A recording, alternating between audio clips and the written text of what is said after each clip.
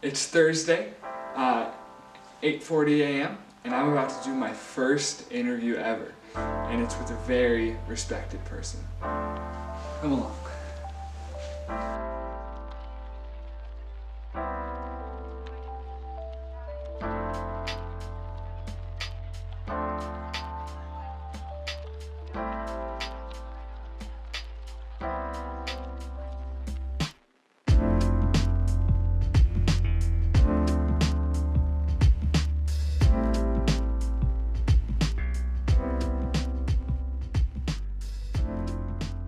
Hello.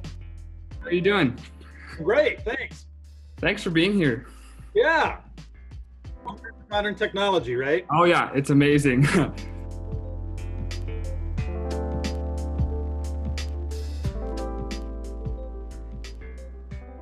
Hi everyone, my name is Austin Ludens. I'm a sophomore music ministry and media studies major at USF, and today I'm joined by Representative Dusty Johnson. Thank you so much for being here. Austin, I'm excited about it. Go easy on me. I'll try my best. So my first question I have for you, what have been some positive things that you've seen the federal government and specifically the House of Representatives do in this time? Well, from a policy perspective, in fact, I'll back up. Just from a political perspective, what we've been able to accomplish from a bipartisan perspective is remarkable. I mean, I know DC gets a ton of, has a lot of reputation for fighting and not getting work done. But in March, we passed three major coronavirus packages, and they were all done with strong bipartisan votes. I mean, the CARES Act passed the Senate 96-0. When Ted Cruz and Bernie Sanders are agreeing on things, you can tell that we're in unusual times, right? Yeah. Mm-hmm. And then from the House perspective, the most recent, the fourth package that we passed, I mean, that was 388-5.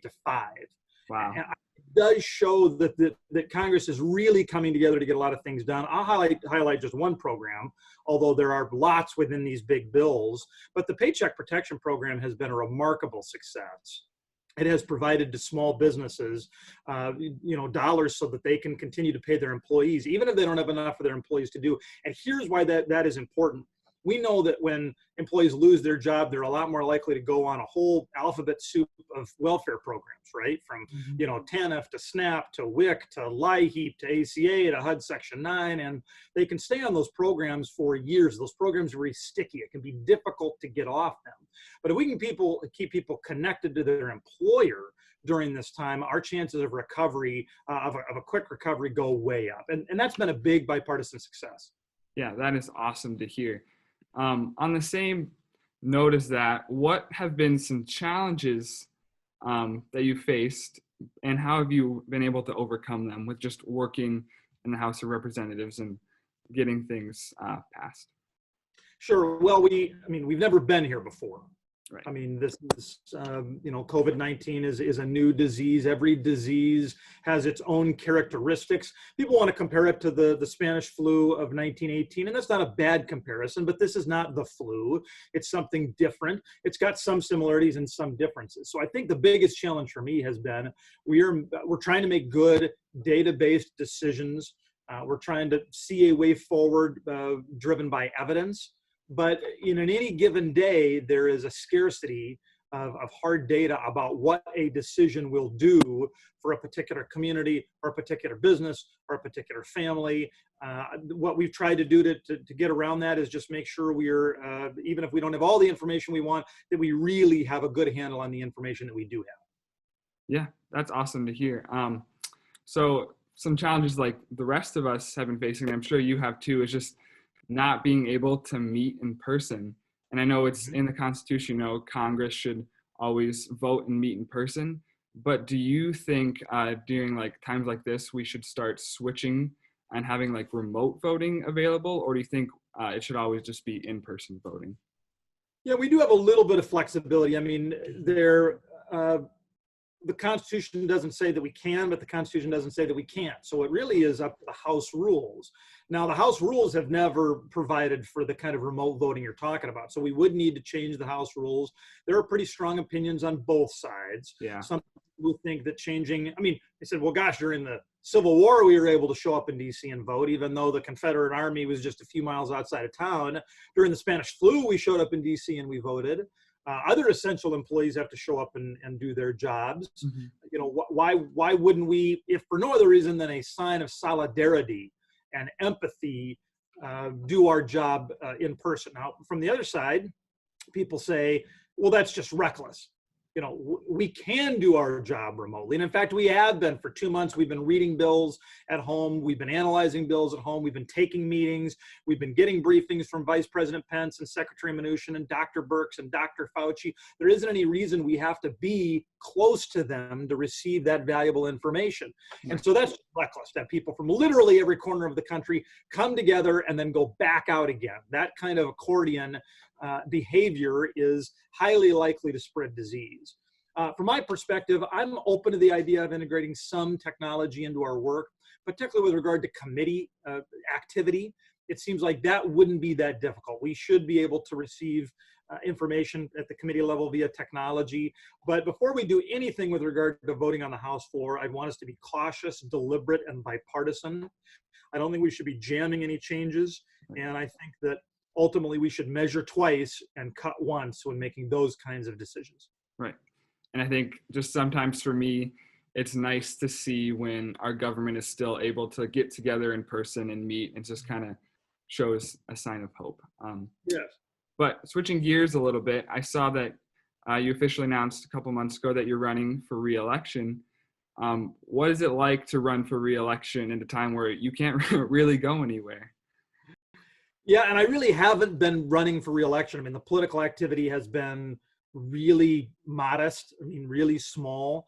I mean, I think the good news is that I think most South Dakotans think like I do, that listen, good policy is good politics. Keep your head down, do your job, and ultimately you'll be more likely to get hired for another 2-year contract at that position. I've just been so busy with COVID-19 that it hasn't bothered me all that much that I haven't been able to do parades. And I mean, I love parades. I love doing, community festivals and fairs. And we may get to a point during the summer where that will be, we'll be able to do more of those. But ultimately, I really have stayed focused on COVID-19 and trying to make sure that economically and from a public health perspective, we're navigating these waters well. Yep, that's really good to hear. That's just one thing that I've always really respected about you, is just the way you lead humbly and genuinely, and you aren't always focused on seeking re-election and more just focused on doing a good job. And I really respect that. Well, I have a lot to be humble about, so humility comes easy. So next question, kind of switching gears again. Do you just have any advice for people struggling during quarantine and how to move forward in the coming months as we see more changes? Yeah, I think we all do need to be cognizant of the fact that there are people who are struggling. I mean, I just think about people who have been struggling with substance abuse. Isolation is not good for them. People have been struggling with mental health. I mean, really, this whole universe of behavioral health issues, this is an incredibly difficult time. I think about people who are in abusive relationships and now need to be within the 4 walls of those homes day in and day out, and their abusive partner is within those walls day in and day out. That's a recipe, I think, for people, getting hurt emotionally and physically.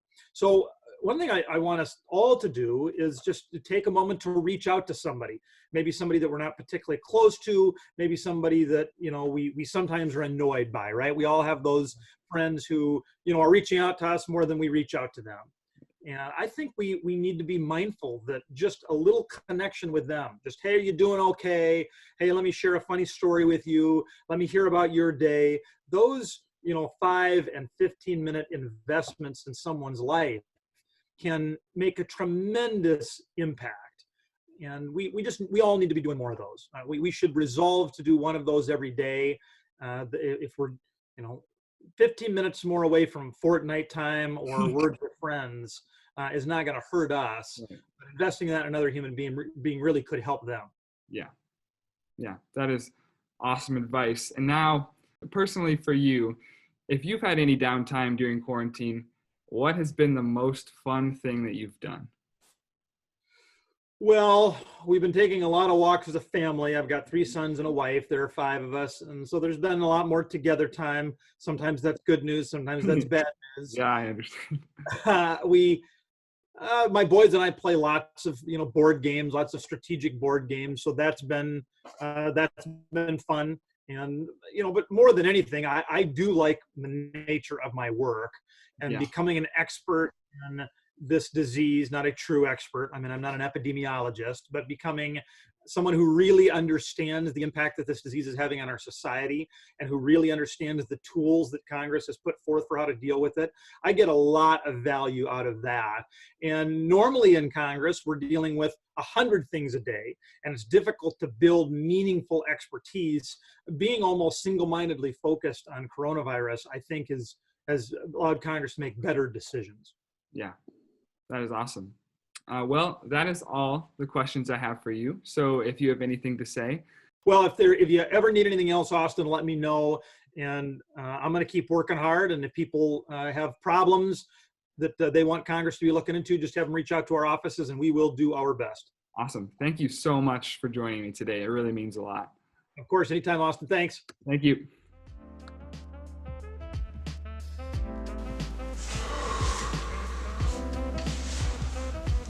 We did it.